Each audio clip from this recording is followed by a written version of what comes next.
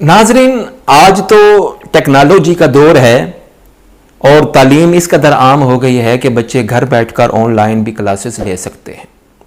एक वो वक्त था कि जब पढ़ाने के लिए उस्ताद मुयस्सर नहीं होता था तो जो गरीब का बच्चा होता था वो तो पढ़ ही नहीं सकता था, और जो बड़े बड़े ज़मींदार, बड़े बड़े जागीरदार लोग होते थे, जो ज़मीनों के मालिक होते थे या बड़े बड़े बिजनेसमैन होते थे, उनके बच्चे ही सिर्फ पढ़ने का ख्वाब देख सकते थे।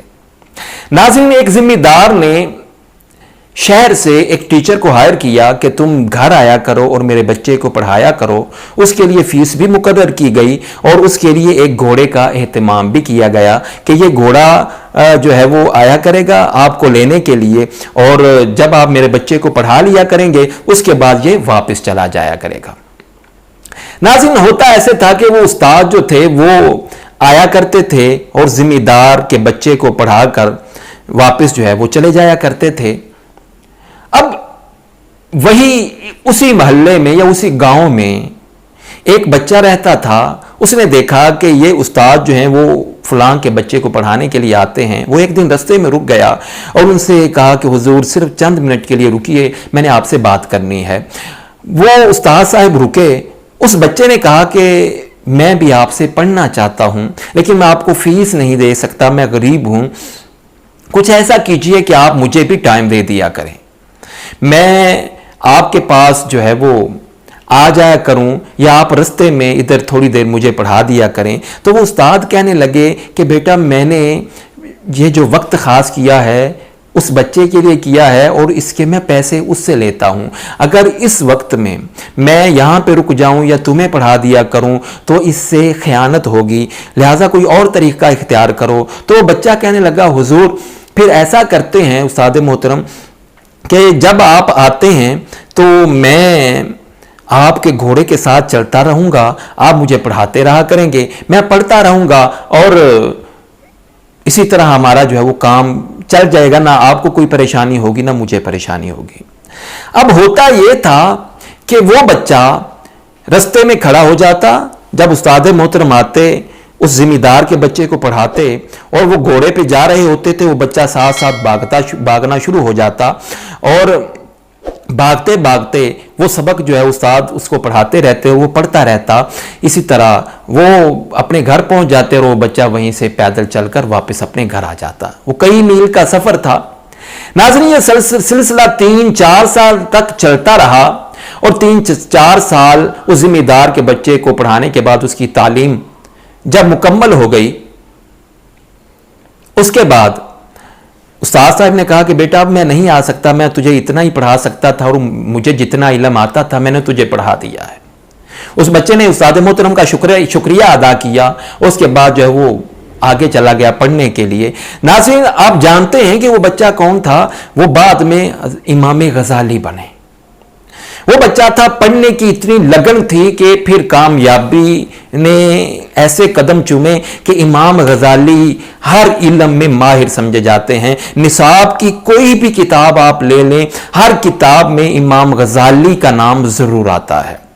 नाज़रीन, आज हमारे बच्चे, और मैं उन बच्चों से मुखातिब हूं जो मैट्रिक में या इंटरमीडिएट में नाकाम हो गए हैं, जिनके मार्क्स कम आए हैं या किसी सब्जेक्ट में सप्ली आ गई है या 3-4 सब्जेक्ट्स में रह गए हैं।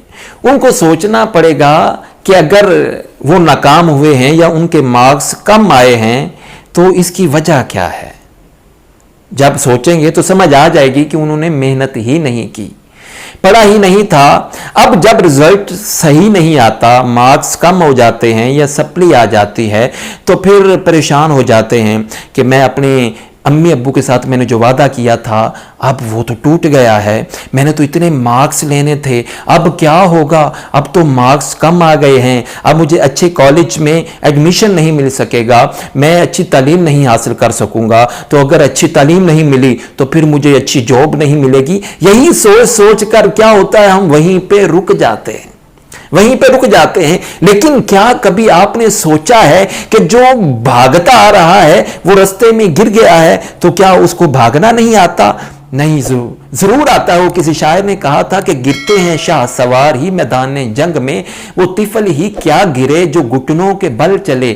بھائی شاہ سوار جب میدان جنگ میں شاہ سوار ہی اترتے ہیں، وہ گر جاتے ہیں، تو گرنے کے بعد کیا وہ جنگ ہار جاتے ہیں؟ کیا فائٹ چھوڑ دیتے ہیں؟ نہیں، وہ پھر مزید اور کوشش کرتے ہیں اور پھر لڑتے ہیں، پھر بھاگتے ہیں.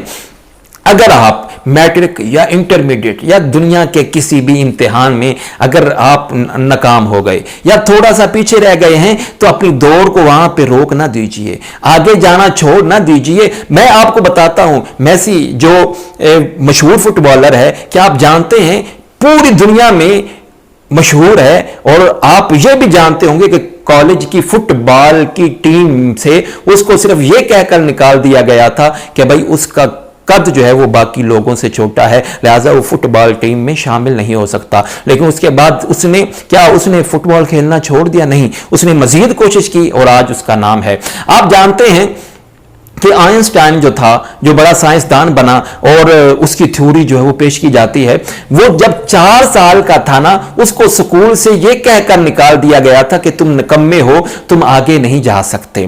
کیا آپ جانتے ہیں کہ جو ایپل کمپنی کا مالک ہے آئی فون کا، اس کو 30 سال کی عمر میں اپنی ہی کمپنی سے نکال دیا گیا تھا، لیکن اس نے کیا کوشش چھوڑ دی؟ نہیں، وہ آگے بڑھا. اور پھر دیکھیے تو اگر آپ کے مارکس کم آئے ہیں یا سپلی آ گئی ہے، امتحان میں ناکام ہو گئے ہیں، رزلٹ ٹھیک نہیں آیا، تو پلیز رکنا نہیں، آگے بڑھنا ہے. آپ آگے بڑھیں. اب دنیا کے کامیاب ترین انسانوں کو دیکھ لیں، ان کے پاس کیا اچھی ڈگریاں تھیں؟ کیا ان کے پاس وہ یونیورسٹی یا کالج کے ٹاپر ہوتے تھے؟ نہیں، ایسا نہیں تھا. انہوں نے ہمت نہیں چھوڑی، وہ ہارے نہیں. ان کو پتا تھا کہ اگر ہم دوڑ نہیں سکتے تو ہم چلیں گے ضرور. تو ناظرین، اگر مارکس کم آئے ہیں، یہ نہ سوچئے کہ مارکس کم آئے ہیں تو اب میں آگے نہیں جا سکتا یا مجھے اچھے کالج میں ایڈمیشن نہیں ملے گا. بھئی جس کالج میں بھی مل جائے، آپ نے پڑھنا ہے، اب کوشش کرنی ہے، وہ آپ نے کرنی ہے. ٹیچر کا کام پڑھانا ہے،